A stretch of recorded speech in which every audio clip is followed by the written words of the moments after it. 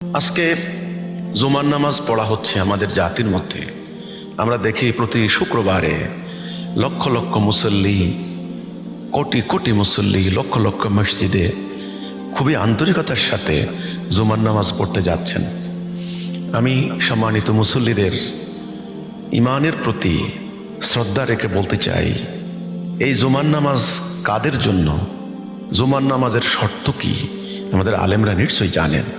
এই জুমার দিনে নবী করিম সাল্লাল্লাহু আলাইহি সাল্লাম কি কি কার্যাবলী সম্পাদন করতেন, জামে মসজিদে যিনি খতিব তিনি কি কি বক্তব্য দিতেন, ভাষণ দিতেন, সবাই জানেন। আল্লাহ রসুল যখন রাষ্ট্রপ্রধান ছিলেন, রসুলের পক্ষ থেকে খতিবরা বক্তব্য দিতেন, রাষ্ট্রীয় বক্তব্য, এবং মোমেনদের যাবতীয় সমস্যা নিয়ে আলাপ আলোচনা হতো মসজিদে, সংকটগুলির সমাধান হতো মসজিদে।